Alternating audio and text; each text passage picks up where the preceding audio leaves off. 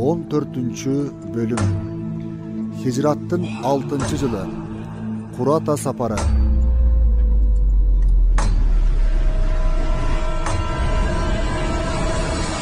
Hicrattın 6 yılı Muharram ayı. Paygambarımız sallallahu aleyhi ve sellem sahabalardan Muhammed bin Maslama attığı adamga 30 atçan sahabanı koşup erip Naç aymağında yaşagan Bakr bin Kilab uğuldarına jönötöt. Sahabalar bul uruğa tiyешелүү Şarabba degen jerge barışkanda Muharib uğuldarынан bir taypaga tuş gelişet. Alardın ortasında kagılışуу baştalat. Musulmanlar alardı batılı jеңип alışat. Anam barıp Bakr bin Kilab uğuldarın basıp alışat. Madinaga kaytıp baratışıp Hanifa uğuldarına tiyешелүү Sumama bin Usaldı karmap alışat. Bul kişi Yamama elinin kıyınlarının biri bolçu. Murun paygambarыбызга sallallahu aleyhi ve sellem karata kastık hareketlerinde bolgon ele. Sumamаны paygambarыбыздын sallallahu aleyhi ve sellem aldına karmap alıp gelgen sahabalar anın kim ekenin bilgen emez. Paygambarыбыз bul adamdın Sumama ekenin taanıp aga jakşı mamile kılıuunu sahabalarına tapşırat. Jana anı meçitte karmap turuşat. Paygambarыбыз sallallahu aleyhi ve sellem meçitke anın janına gelip sorayt. Ey Sumama, içinde emne var, emneni oylap jatasın. O Muhammed, içimde jakşılık var deyt al. Emi meni öldürsöň, kandуу kol büröөнü jok kılgan bolosun. Al emi maga jakşılık kılıp geçirseň, jakşılıkты bilgen büröөнün rahmatını alasın. Menin erkindike çığuum üçün mal mülk talap kılsaň, kaalaganыңça suray ber. Paygambarыбыз sallallahu aleyhi ve sellem başka bir nerse aytpastan anın janынан кетет. Ekинчи, üçüncü gündörü da Paygambarыбыз sallallahu aleyhi ve sellem aga gelip baştagı suroosун kaytalaganda Sumama da oşol ele жоопты берет. Anan Paygambarыбыз sallallahu aleyhi ve sellem sahabalarına Sumamаны koya bergile dep buyurup anı hiç bir tölem albastan boşotot. Bul ısık mamilege taң Sumama gübölük kelmesin keltirip İslam'dı kabul alat. Giyin Sumama umra ibadatın atkarуу maksatında Mekke'ge barganda Kurayş butparastары anın musulman bolgondugun ukkandыкtan öldürüşmökçü boluşat. Birok Mekke'ge azık tülüktör anın jergesi Yamama arkulu ötüp kelçü. Oşol sebeptü öldürü alışkan emez. Öz jurtuna kaytkan Sumama Mekke'ge barçu gerbendin barına tıyuu salgan.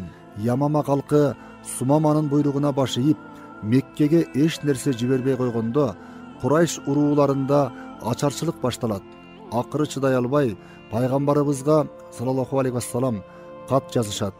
Paygambarыбыз sallallahu aleyhi ve sellem alardın murunku düşmandıkların bir çetke kayırıp koyup ötünüşün aytıp Sumamaga kat jönötöt. Sumama Paygambarыбыздын sallallahu aleyhi ve sellem ötünüşün atkarıp Mekke'ge azık tülüktördün taşılıusuna toskoолдук жасабайт. Paygambarыбыз sallallahu aleyhi ve sellem düşmanga da bolso merimdүүлүгүн көрсөткөн. Lihyan uğuldары menen esepteşүү. Hicrattın 6 yılı Rabiul Avval ayı. Lihyan uğuldары Hicrattın 4 yılı Biri Mauna degen jerde musulmandardın 70'ke jakın Kur'an mugalimlerin mıkaçılık menen öldürüşkön ele. Paygambarыбыз sallallahu aleyhi ve sellem mına uşul uruunun tizginin tartış üçün Madinaga Hazreti Abdullah bin Ummu Maktumdu öz orduna kaltırıp 200 kişilik kol menen jolga çıgat. Paygambarыбыз sallallahu aleyhi ve sellem Lihyan uğulların gütülbügön jerden basıp almay bolot. Oşol sebeptü Şamga baratkanday tür görsetöt. Bürogalar bolboy ele Paygambarыбыздан sallallahu aleyhi ve sellem korkuşup too tayanıp kaçıp ketişken ele. Hiç kim karamalgan emez. Anam Paygambarыбыз sallallahu aleyhi ve sellem oşol jerden Usfan degen jerge çeyin bargan. Bul jer Mekke'ge jakın ele. Paygambarыбыздын sallallahu aleyhi ve sellem maksatı Mekkeliklerge özünün kelgenin bildirүү ele. Mekkelikler munu ugup çında bele korkuşkan. Paygambarыбыз sallallahu aleyhi ve sellem 14 günden keyin kayra Madinaga kaytat. Gaba okuyası. Hicrattın 6 yılı Rabiul Ahir ayı. Hazreti Abu Zar Madinadan 3 saat alыстыктагы Gaba деген жерде баласы менен бирге пайгамбарыбыздын саллаллаху алейхи вассалам 20дай төөсүн кайтарып жүргөндө Уйайна бин Хисн ал-Фазари деген капыр 40 качан кишиси менен келип Абу Зардын баласын шейит кылып төөлөрдү айдап кеткен эле.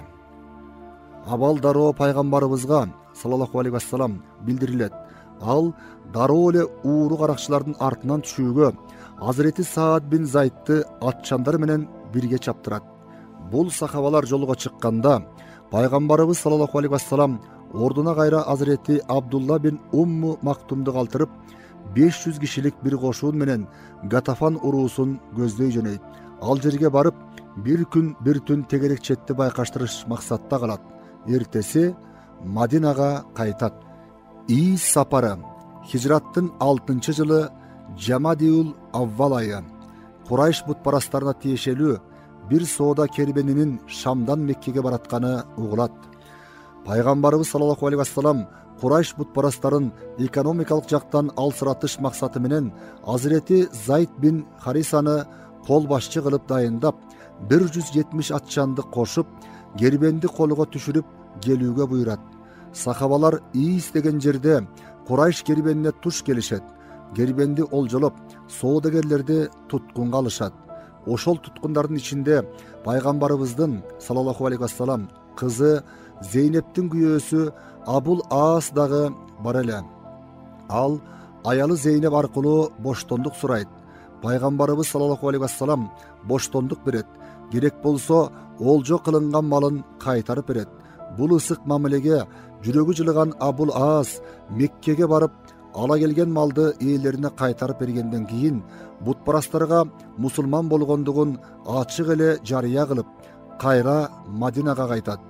Пайгамбарыбыз саллаллаху алейхи вассалам кызы Зейнепти кайра ага берет. Пайгамбарыбыздын саллаллаху алейхи вассалам Абдурахман бин Ауфту Дууматул Жандалга жибериши Хижраттын 6-жылы Шабан айы. Ушул эле жылы Шабан айында пайгамбарыбыз саллаллаху алейхи вассалам Hazreti Abdurrahman bin Ауфту кол башчы кылып дайындап 700 кишилик кошуун даярдайт. Кошуундун милдети Дууматул Жандал элин исламга чакыруу болчу. Пайгамбарыбыз саллаллаху алейхи вассалам Hazreti Abdurrahmanга ислам желигин тапшырып жатып, Аллаха мактоолор айткан соң мындай деген: "Баарыңар Аллахтын жолунда Аллахтын аты менен казат кылгыла. Капырлар менен чабыш кыла. Олжого түшкөн байлыкка кыянат жасай көрбөгүлө. Убада келишимди бузбагыла.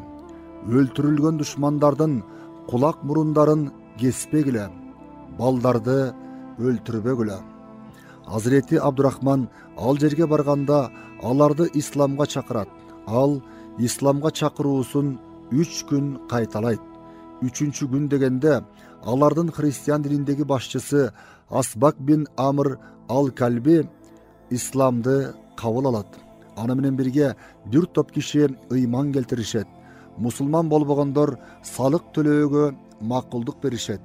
Пайгамбарыбыз саллаллаху алейхи вассалам Hazreti Abdurrahmanга минтип эскерткен эле: "Эгер алар исламды кабыл алышса, сен алардын башчысынын кызына үйлөн."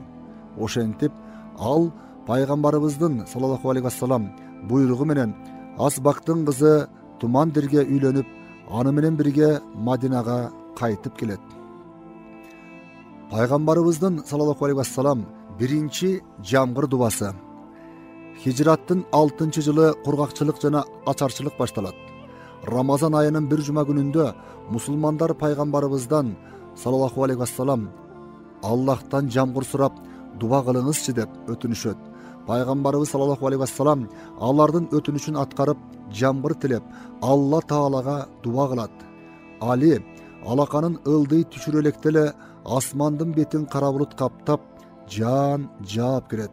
Пайгамбарыбыз саллаллаху алейхи вассалам: "О жаратканым, чакалап төккөндөй кылып жаадыр" деп дуба кылат. Андан аркысын Hazreti Anas bin Malik мындайча эскерет: "Бизге ушундай катуу жамгыр жаады.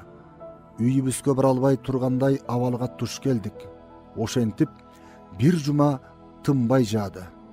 kийинки жума намазында пайгамбарыбыз саллаллаху алейхи вассалам хутба окуп жатканда жамгырдын токтошун каалашат. О Аллахтын элчиси, жамгырдан үйлөр кыйрай баштады, жолдор жабылды. Аллахка дуба кылсаңыз, жамгырын токтотсо. Пайгамбарыбыз саллаллаху алейхи вассалам жай гана күлүмсүрөп, анан дуба кылат. О жаратканым, айланабызга жаадыр, үстүбүзгө эмес. Ошол эле Азирети Анас бин Малик эскерет. Пайгамбарыбыз саллаллаху алейхи вассалам колу менен асмандын кайсы жерин көрсөтсө, ошол жердин булуттары ачылып, Мадинанын төбөсү ачык майдандай жаркырап турду. Мадинанын айланасына жаан жаап жатса да, Мадинанын өзүнө бир да тамчы тамган жок. Айланадан келгендер ал жактарда токтоосуз жамгыр жаап жатканын айтып жатты. Бул пайгамбарыбыздын саллаллаху алейхи вассалам алгачкы жамгыр дубасы. Мындан башка дагы түрдүү мезгилдерде 5 жолу жамгыр дубасын кылган. Умра сапары. Хижраттын 6-жылы Зулкада айы 628 жыл. Пайгамбарыбыз саллаллаху алейхи вассалам бир күнү түш көрөт. Түшүндө сахабалары менен бирге эч кандай коркпой этпей эле Меккеге барып, Каабаны айланып, кээ бирлеринин чачын алдырып, кээ бирлери кырктырып алганын көрөт. Пайгамбарыбыз саллаллаху алейхи вассалам бул түшүн айтып бергенде сахабалар абдан сүйүнүшөт. Анткени алар Меккеден көчкөндөн бери 6 жыл өткөн эле. Бул мезгил аралыгында көп эле окуя болуп өткөн. Мухажирлер киндик кан тамган жерлери болгон Меккени абдан сагынышкан эле.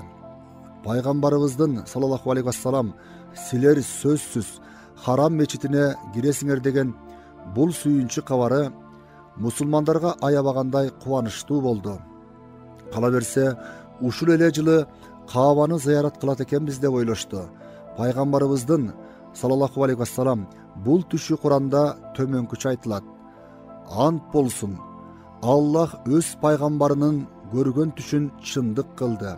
Албетте, силер момундар, Аллах кааласа Харам мечитине тынч аман башыңарды, чачыңарды кырдырган же кыскарткан абалда коркуусуз киресиңер. Ошентип, Аллах силер билбеген нерсени билип, андан Меккенин алынышынан мурда жакын бир жеңишти, Хайбар согушундагы жеңишти ишке ашырды.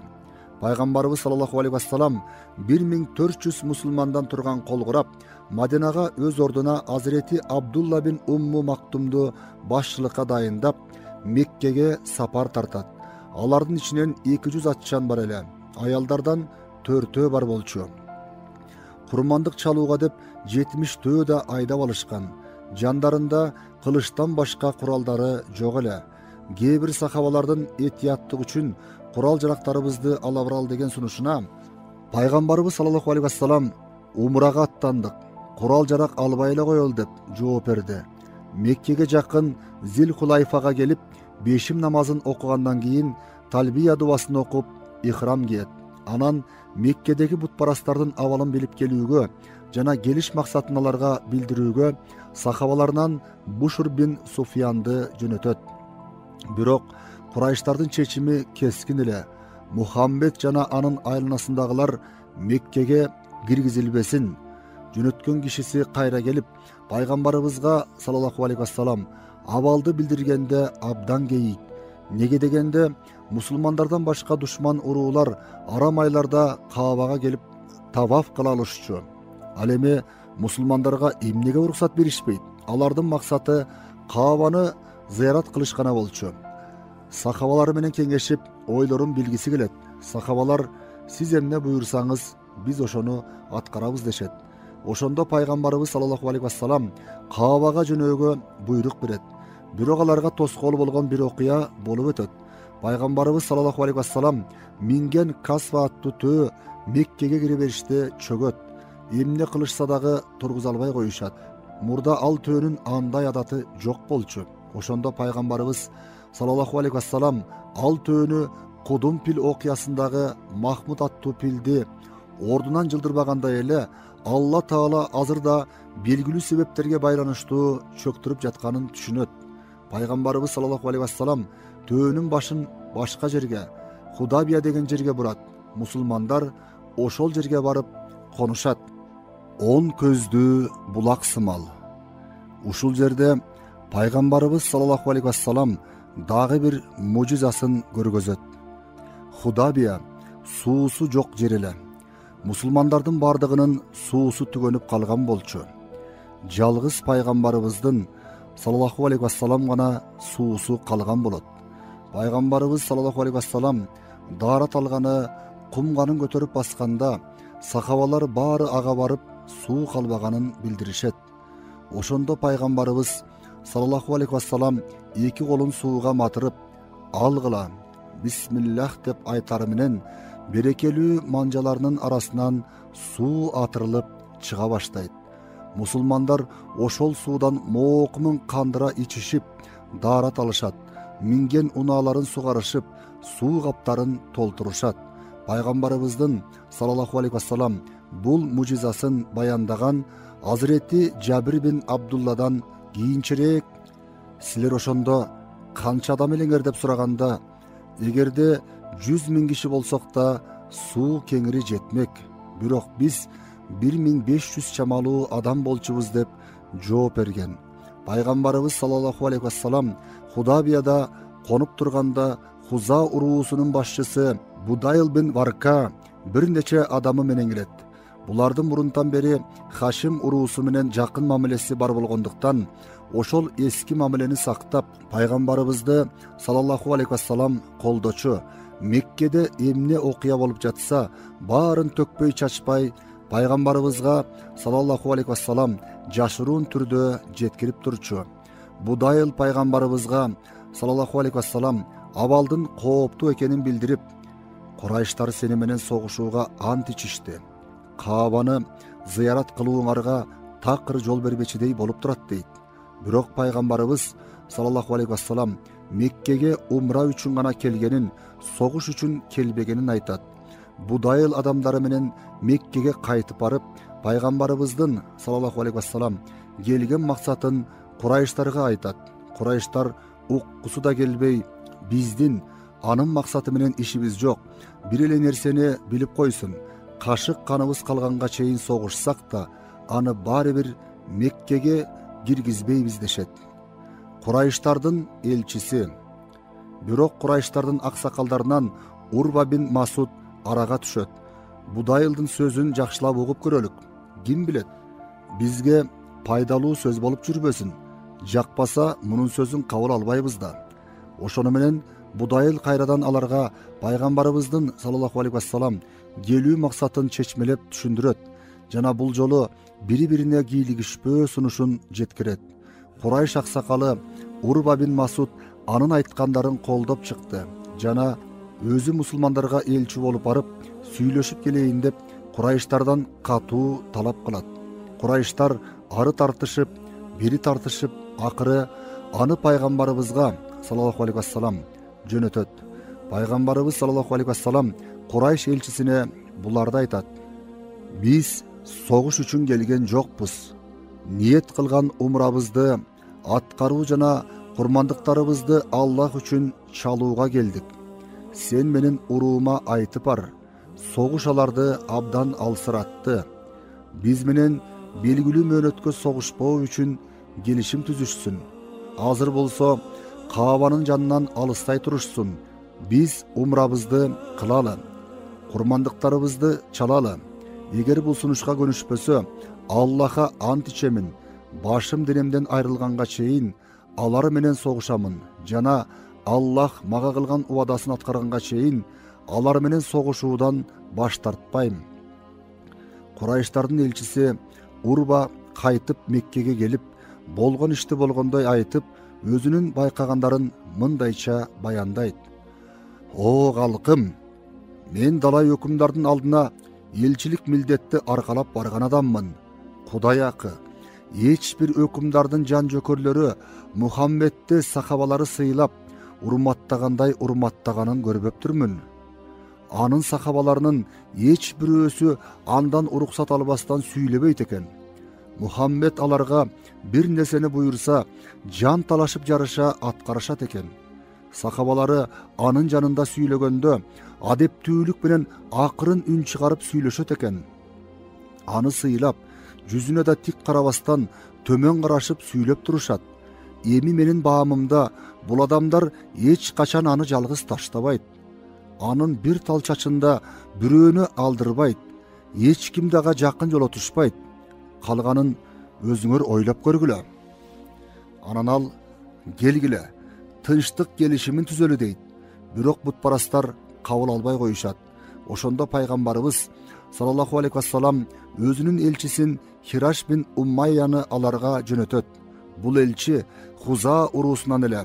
Ошентип ал пайгамбарыбыздын саллаллаху алейхи вассалам Курайштарга жөнөткөн биринчи элчиси болуп калган. Бул киши бутпарастарга барып, пайгамбарыбыздын саллаллаху алейхи вассалам сөздөрүн кайталаганда, кутурган бутпарастар анын сөзүн укмак тургай төөсүн жара тартышып, өзүн да өлтүрүп кое жаздашат. Анан Курайштар дагы бир элчисин жөнөтөт. Бул киши Ахабиш уруусунун башчысы Хулайс бин Алкама болчу. Бул элчи келе жатканда алыстан аны тааныган пайгамбарыбыз саллаллаху алейхи вассалам келе жаткан адам курмандык чалгандарды урматтагандардын бири, курмандык төөлөрдү анын алдынан айдап жибергиле деп буйрук берет. Ошону менен мусулмандар курмандык төөлөрдү аны көздөй айдап жиберишет. Жана талбия дубасын жаңырта окушат. Ал бул төөлөрдү көрөрү менен алардын жалгыз Каабага зыярат кылуу үчүн гана келгендерин толук түшүнөт. Пайгамбарыбыз саллаллаху алейхи вассалам менен сүйлөшпөстөн Меккеге кайтат. Бирок Курайштар дагы эле көнбөй туруп алат. Экинчи элчи Азирети Усман бин Аффан.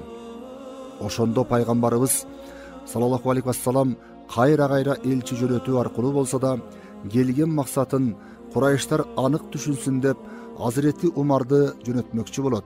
Азирети Умар: "Мен барсам барайын, бирок Азирети Усманды жөнөтсөңүз жакшыраак болор беле?" деген сунушту айтат. Анткени Азирети Умар Курайштарга аябай душман эле. Аны өлтүрүп коюшу мүмкүн болчу. Ал эми Азирети Усмандын Меккеде көптөгөн туугандары бар болчу. Пайгамбарыбыз саллаллаху алейхи вассалам Азирети Умардын сунушун кабыл алып, Азирети Усманга төмөнкүлөрдү буйрат. Барып аларга биздин максаттарыбызды билдир, аларды исламга чакыр.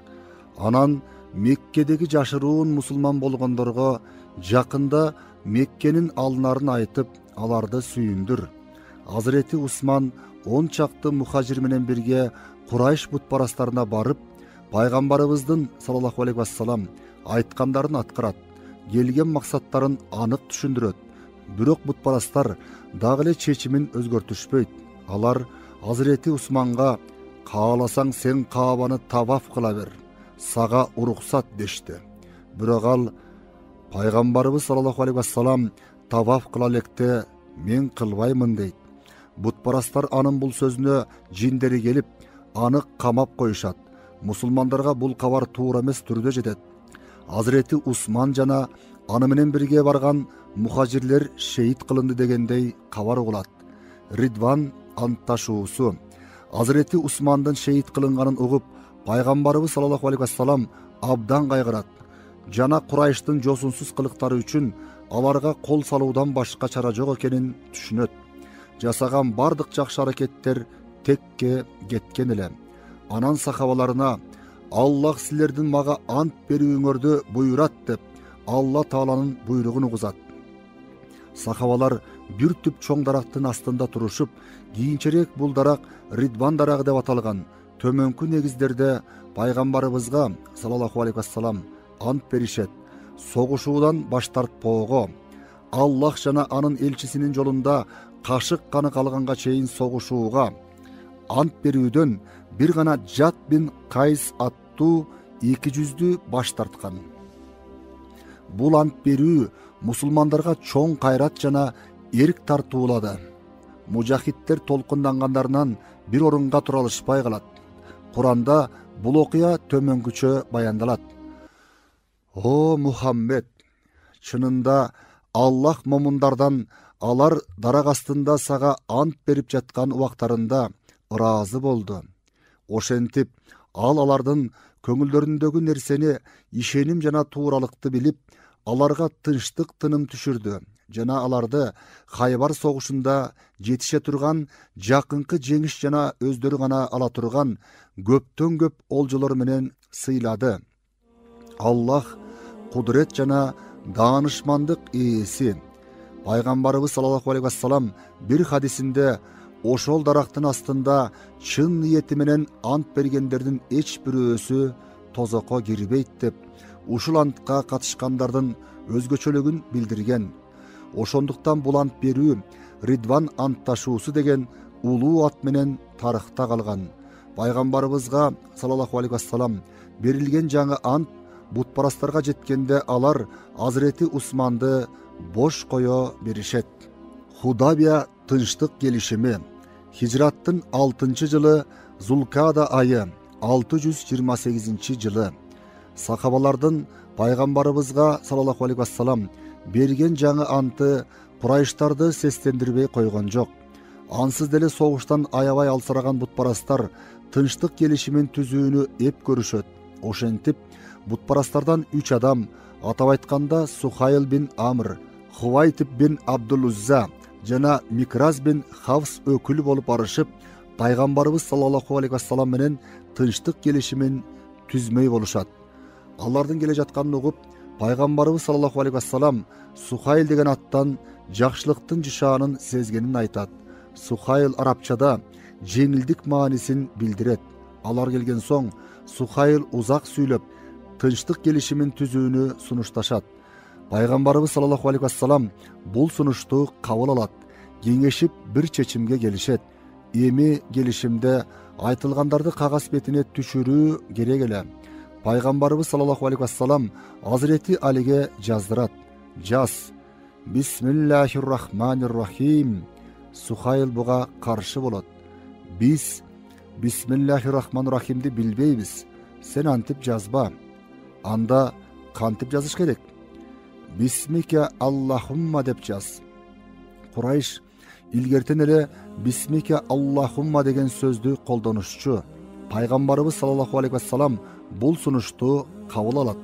Анан Азирети Алиге төмөнкүнү жаздырат. Бул Аллахтын элчиси Мухаммед менен Сухайл бин Амрдын түзгөн тынчтык келишими. Сухайл дагы каршы чыгат. Биз эгер чынында эле сенин Аллахтын элчиси экениңди кабылдаган болсок, Каабаны зыярат кылууңа каршы чыкмак эмеспиз. Жана сени менен согушпайт болчубуз. Анда кантели? Абдулла уулу Мухаммед деп өз атыңдын жана атаңдын атын жаздыр. Жакшы болот. Али, аны өчүрүп Абдулла уулу Мухаммед деп жаз. Азирети Али, жок, Кудай акы, мен пайгамбарыбыздын сыпатын эч качан өчүрө албайм деп өчүргөнгө каршы чыгат. Анын үстүнө туш-туштан сахабалар Азирети Алини колдоп жиберишет. Пайгамбарыбыз саллаллаху алейхи вассалам колу менен унчукпагыла деген белги берип, Азирети Алиге Аллахтын элчиси деген сөздү көрсөт дейт. Анан ал жазууну өз колу менен өчүрүп, анын ордуна Абдулла уулу деп жаздырат. Бул пайгамбарыбыздын саллаллаху алейхи вассалам тынчтыкка канчалык маани бергенин далилдейт. Тынчтык келишиминин негиздери. Акыры төмөнкү негиздер боюнча тынчтык келишими жазылып бүтөт. Биринчи, мусулмандар менен бутпарастар тынч жана бейкут жашаш үчүн бири-бири менен 10 жыл такыр согушпайт. Экинчи, пайгамбарыбыз саллаллаху алейхи вассалам жана мусулмандар быйыл Меккеге кирбестен кайтып кетет. Келерки жылы жол куралы болгон кылычтан башка эч кандай куралсыз Каабаны таваф кылышат жана Меккеде 3 күн гана кала алышат. Бутпарастар болсо бул күндөрү шаарды бошотушат. Үчүнчү, Мадинадагы мусулмандардан Меккеге баш калкалагандар мусулмандарга кайтарылбайт. Бирок Меккеден Мадинага баш калкалагандар мусулман болсо дагы талап кылынганда кайтарылат. Төртүнчү, араб урууларынан каалаганы musulmanдар менен же Курайштар менен биригүүдө эркин. Пайгамбарыбыз саллаллаху алейхи вассалам кандай болгон абалда да Курайш бутпарастарын кандайдыр бир келишимге кол койдуруп, бүткүл Арабияга ислам мамлекетин таанытууну көздөгөн. Адеп караганда мусулмандардын пайдасына чечилбеген бул келишимге мусулмандар абдан нааразы болушат. Сахабалар абдан каалашса дагы Каабаны зыярат кыла албай тургандарына иштери өтө ачышат. Кала берсе, Курайштардын өкүл башчысы Сухайл пайгамбарыбызга саллаллаху алейхи вассалам: "Силерден бирөөлөр биз жака качып өтсө, кайтарбайбыз. Бирок бизден бир адам силерге өтсө да аны бизге кайтарасыңар" деген талапты койгондо, мусулмандар кызырдана түштү. Кудайя тоба. Мусулмандарга өткөн бир мусулманды бутпарастарга кантип кайтарабыз дешет. Жана пайгамбарыбызга саллаллаху алейхи вассалам: "О Аллахтын элчиси, ушул шартты да кабыл аласызбы?" деп кыжыраттана суроо коюшат. Пайгамбарыбыз саллаллаху алейхи вассалам: "Ооба, бизден аларга качып өткөндөрдү Аллах алыс кылсын. Эми алардан бизге келсе, кайтарып берген адамыбызды да Аллах өзү жакшы жолго салып, кененчилик тартуулайт" деп жооп берет. Абу Жандал окуясы. Келишим жазылып бүтүп, Али кол койла элек болчу. Так ошол учурда кишенделген бирөөнүн мусулмандарга келип кошулганы көрүндү. Эң кызыгы, бул Курайш өкүлдөрүнүн башчысы Сухайл бин Амрдын уулу Абу Жандал болчу. Ал мусулман болгондо бутпарастар качып кетпесин деп бутуна кишен салып камап коюшкан эле. Абу Жандал айла таап, камактан качып чыгып, Меккенин төмөнкү тарабы менен жан адамга көрүнбөй 1001 азап менен пайгамбарыбызга саллаллаху алейхи вассалам келген. Ошол учурда атасынын да бул жерге тынчтык келишимин түзгөнү келип калганын карасаң, Абу Жандал мусулман болгон үчүн атасынан көргөн кордукка арызданып, "Мени куткарыңыз" деп пайгамбарыбыздын саллаллаху алейхи вассалам алдында жалбарып турат. Тилекке каршы бир саам убакыт мурда жазылган келишим буга жол койбой, анын атасы Сухайл пайгамбарыбызга саллаллаху алейхи вассалам айтат: "Мынакей, эмеле жазылган келишим боюнча мага кайтарып берилчү биринчи адам ушул болот. Пайгамбарыбыз саллаллаху алейхи вассалам: "Биз али келишимге кол кое элекпиз" дейт. "Жок" дейт Сухайл. "Мен жазылып бүткөн негиздердин эч бирөөсүн кайра талкуулап отургум келбейт." Пайгамбарыбыз саллаллаху алейхи вассалам ага сабырдуу түрдө мындай дейт: "Мага бир гана жолу кеңчилик кылып, бул адамды мага бер да анан келишимге кол кой." Сухайл муну кабылдоого такыр ниетсиз эле: "Мен муну такыр келишимден сырт карай албайм, сага таштабайм." Пайгамбарыбыз саллаллаху алейхи вассалам канчалык сабырдуулук менен кайра талап кылып өтүнгөн болсо да, Сухайл уулун пайгамбарыбызга саллаллаху алейхи вассалам таштоого көнбөй койду. Пайгамбарыбыз саллаллаху алейхи вассалам абдан кыйын абалда калды. Башка айла калбагандыктан аны бутпарас атасынын колуна салып берүүгө аргасыз болду. Жана ага мындай деди: "Аз убакытка чейин сабырдуулук көрсөт, кайраттуу, такааттуу бол, тарткан азабыңдын сообун, кайрымын Аллахтан тиле. Аллах сени жана сен сыяктуу жапа чеккен мусулмандарды сөзсүз куткарат. Курайштарга берген сөзүбүздү бузганга акыбыз жок" дейт. Азирети Умардын суроосу. Мусулмандар теңсиз келишимге кол коюлганы үчүн, жанына келип калган Каабаны зыярат кыла алышпаган үчүн абдан маанайлары чөгүп турушту. Айрыкча Азирети Умар муну өзүнө сиңире алган эмес, түптүз эле пайгамбарыбызга саллаллаху алейхи вассалам барып төмөнкү суроону берет: "Сен Аллахтын чыныгы пайгамбар эмессиңби?" Пайгамбарыбыз саллаллаху алейхи вассалам жай гана жооп берет: "Ооба, мен Аллахтын пайгамбарымын. Биз мусулмандар туура жолдобуз. Бутпарастар туура эмес жолдо. Ушундайбы?" "Ооба, ушундай. Андай болсо, эмнеге динибиздин баркын түшүрүүгө жол берип жатабыз?" Ey Хаттабтын oğlu Umar, men Allah'tın kulu jana пайgambarımın. Men Allah'tın buyruqlarına karşı çıga albayım.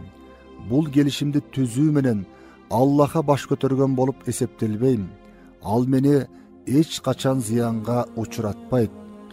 Sen bizge Allah'tın jardan bere turganın, Kavаны birge ziyarat kıla turganыбызды убада кылган эмес белең? Ооба, убада кылгам.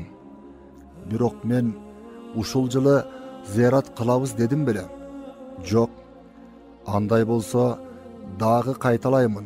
Sen сөзсүз түрдө Меккеге барасың жана Каабаны ziyarat кыласың. Hazreti Umar буга карабастан күйүткө толгон сезимдерине ээ боло албай жатты. Ошол эле суроолорду Hazreti Абу Бакырга берип, так пайгамбарыбыз саллаллаху алейхи вассалам айткандай жоопторду алат. Hazreti Umar кийин катуу өкүнөт. Hazreti Umar ошол күнкү ич ачышкандан улам айтып салган ачуу сөздөрүнө кийинчерээк кандай өкүнгөнүн айтканы бар. Мен эч качан ошол күнкүдөй жаманчылыкта калбадым. Аллахтын элчисине саллаллаху алейхи вассалам ошондо такыр болуп көрбөгөндөй сөздөрдү айтып жиберипмин. Эгерде ошол күнү ою меникиндей башка бир жамаат болсо, теңсиз келишимдин айынан буларды таштап аларга кете бермекмин. Акыры Алла Таала иштин артын жакшылыкка алып барды. Аллахтын элчиси саллаллаху алейхи вассалам мындай жыйынтык чыгаарын абдан жакшы билген тура. Ошол күнү Аллахтын элчисине саллаллаху алейхи вассалам карата айтып салган сөздөрүмдүн акыбетинен коркуп, күнөөмдү жуусам деген үмүттө көп ороза кармап, садакаларды таратып, нафил намаздарды окуп жана кулдарды эркиндикке чыгарып келем.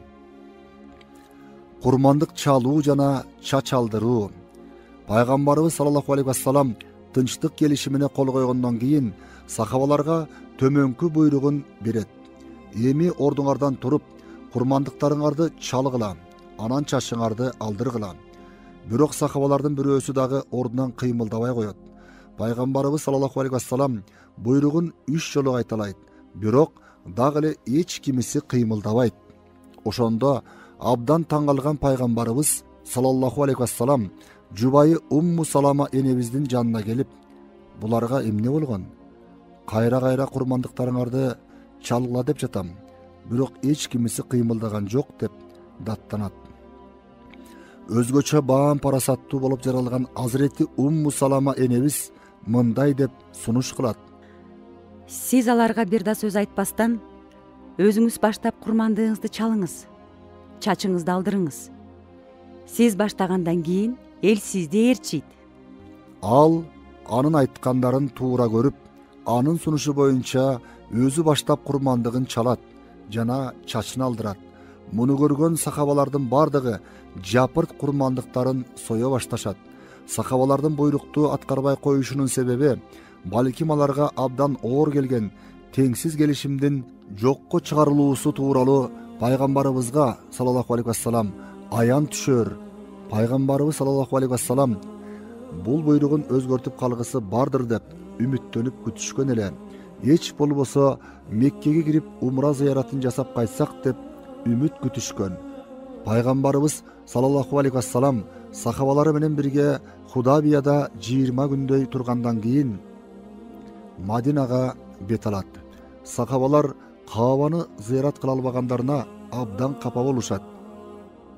Пайгамбарыбыз саллаллаху алейхи вассалам Мекке менен Мадинанын аралыгындагы Хураул Гамим деген жерге жеткенде мусулмандарды жакында бир жеңиш күтүп турганын сүйүнчүлөгөн Фатх сүрөсү түшөт. О Мухаммед, биз сага чынында анык жеңишти тартууладык. Аллах сенин илгери өткөн жана кийин келе турган бардык күнөөлөрүңдү кечириш үчүн жана сага өз жакшылыгын толук кылып берип, сени туура жолго баштоосу үчүн, анан дагы Аллах сага кудуреттүү жардам бериш үчүн чындыгында биз сага ачык айкын ачылыш жеңиш тартуу кылдык. Пайгамбарыбыз саллаллаху алейхи вассалам Мадинага кайтып баратканда бир сахаба төмөнкүчө сүйлөнөт. Каабаны зыярат кыла албадык. kurmandыктарыбызды Каабанын жанында чала албадык. Мусулман болуп бизге келгенде пайгамбар кайра алардын колуна салып берди. Тынчтык келишимине кол коердо камап койгон жеринен качып чыгып пайгамбарыбызга саллаллаху алейхи вассалам келген. Бирок пайгамбарыбыз саллаллаху алейхи вассалам келишим боюнча кайра атасына берген Абу Жандал жөнүндө айтып жатат. Бул эмне болгон жеңиш? Муну уккан пайгамбарыбыз саллаллаху алейхи вассалам Худабия келишиминин өзү бир чоң жеңиш экенин төмөнкүчө түшүндүрүп берет. Худабия келишими бул эң чоң жеңиш. Бутпарастар эки жака тең барып келүүңөргө макул болду. Алар ушуга чейин жактырбаган исламды ушундайча силер менен аралашып үйрөнүшөт. Аллах силерди барган жериңерден сак саламат кайттырат. Бул болсо жеңиштердин эң чоңу. Жогорудагы сахаба сөзүн кайра алып, пайгамбарыбызды саллаллаху алейхи вассалам тастыктайт. Пайгамбарыбыз саллаллаху алейхи вассалам сахабалары менен бирге бир айлык убакытты алган ушул умра сапарынан Зулхиджа айынын башында Мадинага кайтып келет. Худабия келишимине кыскача көз чаптыруу. Сахабалар Худабия келишимин тышкы көрүнүшүнө карап туура эмес баалашып, муну мусулмандар үчүн зыяндуу деп ойлошкон. Бирок убакыт өткөн сайын келишимдин оң натыйжаларын көрүшүп, пайгамбарыбыздын саллаллаху алейхи вассалам чечими орундуу экенине ишенишкен. Баарынан мурун исламдын аяосуз душмандары болгон Курайш бутпарастары бул келишим менен ислам мамлекетин расмий түрдө тааныган. Бул келишим айрыкча башка жеңиштерге ачыла турган эшик болгон. Көп өтпөй мусулмандар Хайбарда жана андан кийин Меккенин алынуусу сыяктуу чоң жеңиштерге жетишкен. Ошондой эле бул келишим аркылуу мусулмандар тынчтык жолу менен динди жаюуга мүмкүндүк алышкан. Келишимден мурун мусулман менен каапырлар бири-бирин өлтүрө беришчү. Эми болсо андай болбой бири-бирине тие албай калышкан. Тескерисинче бири-бирине жакындап, ислам жайылгандан жайыла берди. Мусулмандардын жашоолорун карап туруп, көптөгөн каапырлар, бутпарастар мусулманчылыкты кабыл алган. Мисалы, эр жүрөк баатыр Халид бин Валид, акылман саясатчы Амр бин Аас сыяктуу күчтүү, акылман кишилер мусулман болушкан. Умра максаты менен жолго чыккан мусулмандардын саны алгач 1400 болсо, экинчи жылдан кийин 10.000ге чыккан. Абу Басирдин Меккеден качып, Курайш кербендерине чабуул коюусу. Пайгамбарыбыздын саллаллаху алейхи вассалам Худабиядан Мадинага кайтып баргандан көп убакыт өтпөстөн Сакиф уруусунан мусулман болгон Абу Басир аттуу адам Меккеден качып Мадинага келет. Арадан 3 күн өтүп, анын артынан түшкөн Курайштык эки куугунчу келип, пайгамбарыбызга саллаллаху алейхи вассалам келишим боюнча кайтарып бересиң деп Абу Басирди алып кетмек болушат. Пайгамбарыбыз саллаллаху алейхи вассалам аргасы саны кайтарып берип жатып: "Эй Абу Басир, сен билесиң, Курайштар менен арабызда келишим бар. Келишимди бузууга динибиз жол бербейт. Аллах сага жана сенөңдүү бутпарастардын арасында калган мусулмандарга сөзсүз бир жеңилдик берет" деп жубатат. Курайштар Абу Басирди алып Мадинадан аттанышат. Жана Зулхулайфа деген жерге келгенде эс алып тамакка олтурушат. Алардан кантип кутулууну жол бою ойлоп келаткан Абу Басир бирөөсүнүн кылычын мактап, көрүп берейин деп алдап колуна алып алган соң ээсинин башын кыя чабат. Дагы бирөө болсо качып кетет. Абу Басир кайра Мадинага келгенде пайгамбарыбыз саллаллаху алейхи вассалам ал Мадинада калса жөнсүз согушка себеп болорун айтып, каалаган жагына баш калкалап кетүүсүн буйруйт. Ошону менен Абу Басир Мадинадан чыгып, деңиз жээгиндеги Меккеден Шамга барчу жол тоомуна келип жайгашат. Жана Меккеде камалган мусулмандар бирин экиндеп анын жанына качып келип чогула баштайт. Кыска убакыттын ичинде айланадагы уруулардан да келип кошулуп, көбөйүп олтуруп алардын саны 300гө жетет. Абу Басир ушундайча чоң партизандык күч топтоп, Курайштардын Шамга каттоочу соода кербендерин өткөрбөй жолун бөгөп, талоон кыла баштаган. Айласы курган Курайыштар пайгамбарыбызга саллаллаху алейхи вассалам элчисин жөнөтүп Абу Басирди Мадинага чакырып алуусун өтүнүшөт. Жана мындан ары Мадинага качып барган мусулмандарды кайра кайтарбасаң деп суранып, келишимдин туура эмес жерин өздөрү кайрадан түзөтүүгө мажбур кылышат. Курайыштардын бул өтүнүчүн пайгамбарыбыз саллаллаху алейхи вассалам кабыл алып, Абу Басирди жана анын жанындагы мусулмандарды Мадинага чакырып кат жазат. Бирок ооруп жаткан Абу Басир пайгамбарыбыздын саллаллаху алейхи вассалам катын окуру менен кайтыш болот. Ошол жерге баш калкалашкан Абу Жандал сыяктуу мусулмандар анын жаназасын окуп жерге берген соң Мадинага пайгамбарыбыздын саллаллаху алейхи вассалам жанына кошулат.